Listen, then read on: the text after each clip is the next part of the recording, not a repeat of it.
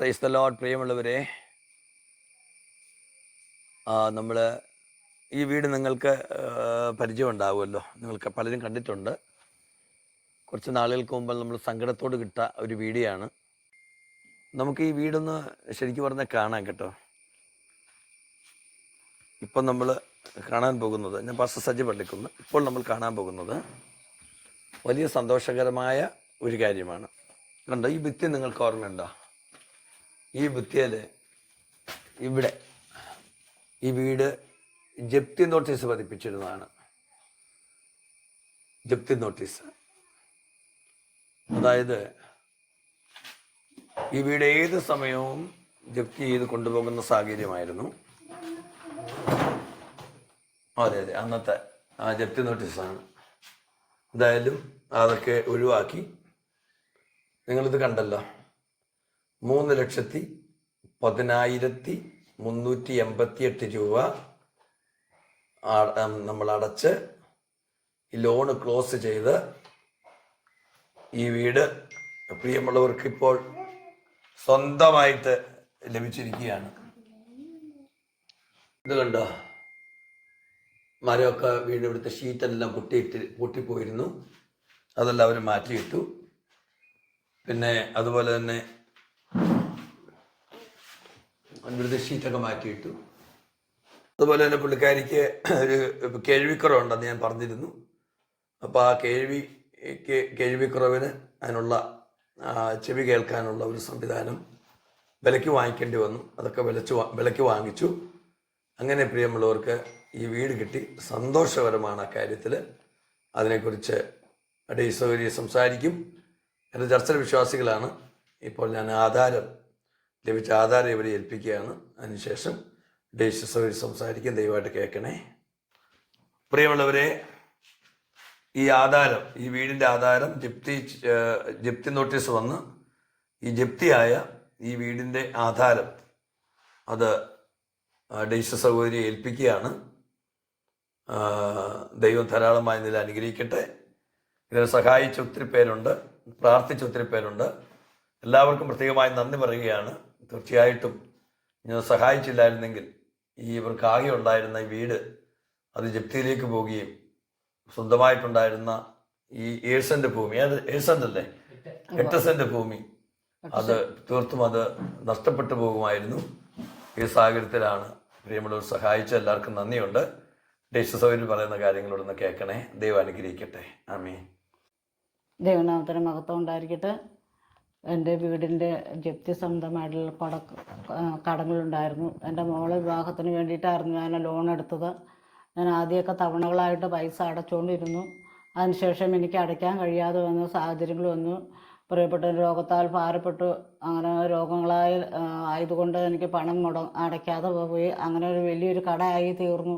ആ കടം ഞാൻ എങ്ങനെ വീട്ടുമെന്നൊരു ഭാരപ്പെട്ടിരുന്നപ്പോൾ ഞങ്ങളുടെ ദേവദാസൻ ഈ കടങ്ങളെക്കുറിച്ച് ചോദിച്ച് മനസ്സിലാക്കുകയും ഈ വീട്ടിൽ ജപ്തി സംബന്ധമായിട്ടുള്ള പേപ്പറുകൾ അവിടെ പതിപ്പിക്കുകയും ചെയ്തു അവർ, ബാങ്കുകാർ. അതിനുശേഷം ദേവദാസൻ ഈ ഫോട്ടോ എടുത്ത് നിങ്ങളുടെ കൈകളിലേക്ക് ആ ഫോട്ടോ എത്തുവാനും, ആ ഫോട്ടോ എത്തിയതിന് ശേഷം നിങ്ങൾക്ക് എല്ലാ ദൈവമക്കളും എനിക്ക് വേണ്ടി പണം അയച്ചു തന്നു. ആ പണം അയച്ചു തന്ന് എൻ്റെ കടങ്ങൾ തീരുവാൻ തക്കവണ്ണം സ്വർഗത്തിലെ ദൈവം ഇടയാക്കി. 3,10,388 രൂപ അടയ്ക്കുവാൻ ഇടയായി. അത് ക്ലോസ് ചെയ്തു. ആ ക്ലോസ് ചെയ്തതിന് ശേഷം ആധാരം ഞങ്ങളുടെ കൈകളിൽ കിട്ടി. ആ ദേവദാസൻ എന്ന ആധാരം ഞങ്ങൾ ഫോട്ടോ എടുത്ത് നിങ്ങളുടെ കൈകളിൽ അയക്കാൻ പോവുകയാണ് വന്നത്. എല്ലാ ദൈവമക്കളോടും നന്ദി പറയുകയാണ്.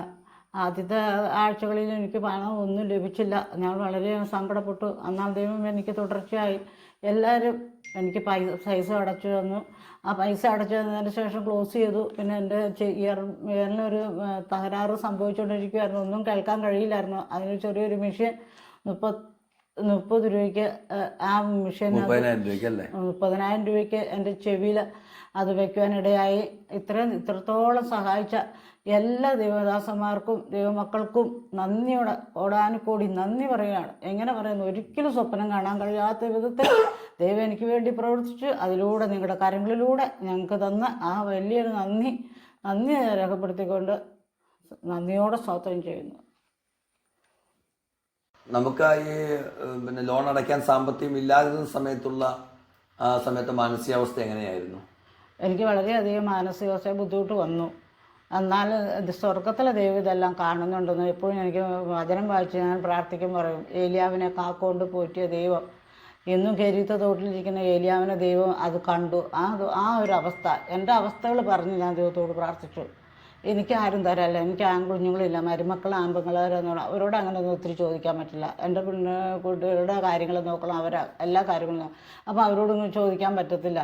അപ്പോൾ അതുകൊണ്ട് ഞാനിങ്ങനെ പ്രാർത്ഥിച്ചു, എപ്പോഴും പ്രാർത്ഥിക്കും, ദൈവം എനിക്ക് വേണ്ടി ഒരു വഴി തുറക്കണം, ദൈവം എനിക്ക് വേണ്ടി ഒരു വഴി തുറക്കണം. എനിക്ക് ആരുമില്ല, എനിക്ക് വലിയൊരു പണി ചെയ്യാൻ കഴിയില്ലാത്ത ഒരാളെ വേറെ എൻ്റെ പ്രിയപ്പെട്ടവന് അങ്ങനെ ഒരു ജോലിക്ക് ചെയ്യാൻ പറ്റില്ല. ഇടയ്ക്കിടയ്ക്ക് പനിയും ചുമയും അങ്ങനെ നിരന്തരമായി വന്നുകൊണ്ടിരിക്കുക.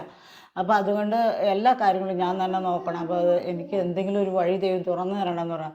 അപ്പോൾ അതാണ് ദേവദാസൻ ഞങ്ങളുടെ സങ്കടങ്ങളെല്ലാം അറിയുന്ന ഒരു ദേവദാസനാണ് ഞങ്ങൾക്കിപ്പോൾ വന്നേക്കണ സജി പാസ്റ്റർ. ആ പാസ്റ്റർ ഞങ്ങളുടെ സങ്കടങ്ങൾ അറിഞ്ഞു. ഇതിങ്ങനെ ഒരു കാര്യം വന്ന് അന്ന് ഇത് അടയ്ക്കാം എന്ന് തീരുമാനിച്ച് പാസ്റ്റർ എന്തെങ്കിലും സഹായിക്കാട്ടോ എന്ന് എന്നോട് ദേവദാസൻ പറഞ്ഞു. അങ്ങനെ ഇരിക്കുമ്പോഴാണ് ദേവദാസൻ തൊട്ടടുത്തൊരു വീട്ടിൽ ഞങ്ങളുടെ സഭയുടെ ഒരു കുടുംബത്തിൽ വന്നിരിക്കുമ്പോൾ എൻ്റെ വീട്ടിലേക്ക് ഈ മാവ് രാത്രിയിൽ വന്ന് വീഴണ ശബ്ദം കേട്ട് ദേവദാസൻ കേൾക്കാനിടയായി.